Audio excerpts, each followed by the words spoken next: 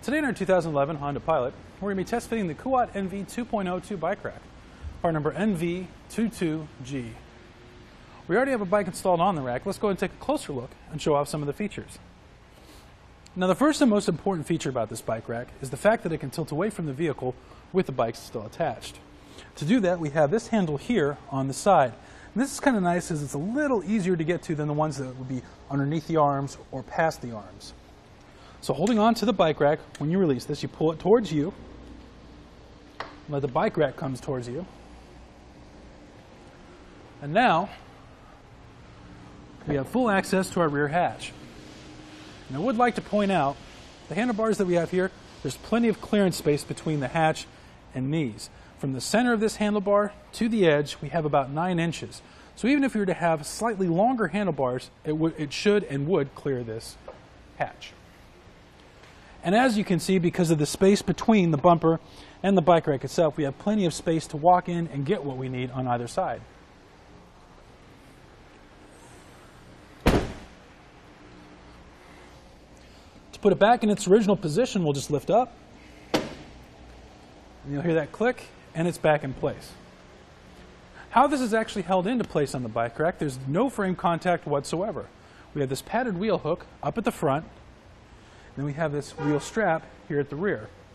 Now the rear wheel strap is adjustable along the length of this arm here, and that's to accommodate different size bikes. We also have this integrated cable lock here at the end, which you would pull out, wrap around your bike, and secure it up to make sure there's no theft and tampering. And then with the wheel cradle here at the front, as you can see, we have a road bike in here now, but it can also support both mountain bikes and fat tire bikes. Let's go ahead and take the bike off and set it aside. We'll start with the rear wheel strap, pushing up on this great tab. And then coming up to the wheel hook, you want to make sure you're holding on to the bike while you release this because you don't want it falling into the vehicle. Push in on this button here, push up, and away.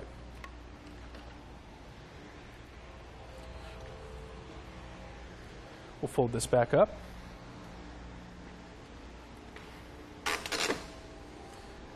Now with it in this position,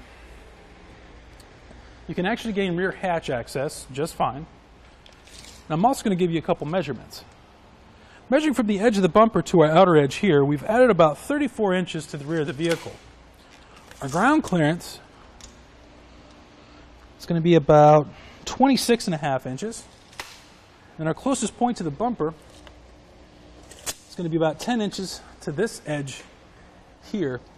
And the same measurement from the center of the hitch pin hole, it's going to be about 12.25 inches to that edge.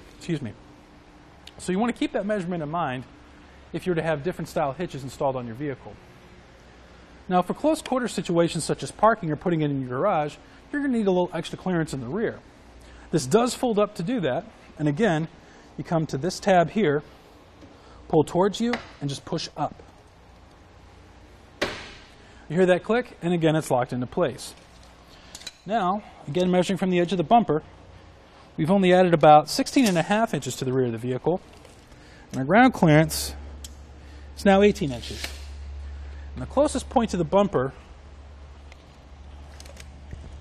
that's going to be about 6 inches to this wheel well here, but as you can see, there's plenty of clearance between this and the bumper that it shouldn't make any contact with that at all. And one other feature I'd like to point out, it has this station here which you can lift up and grab your bike by this clamp here and actually be able to work on it after you've been riding on the trail or before riding on the trail if you need to make any adjustments. This is for 2-inch hitches only and has a locking pin here at the end with a dust cap to keep all the road dirt and grime out of the lock. And then it has this anti-rattle knob at the end. You turn it to the right to tighten it up, and that'll take that shake and play out of the shank to make for a smoother ride.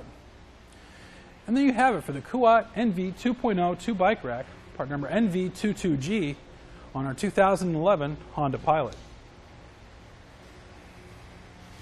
First we'll take it onto our slalom course. This will show you the side-to-side action, such as making turns or evasive maneuvers.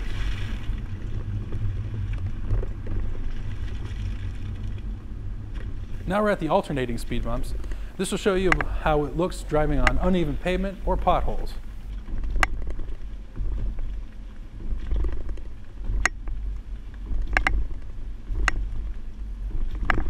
Finally, we're at the solid speed bumps, which simulates going into your driveway or parking lots.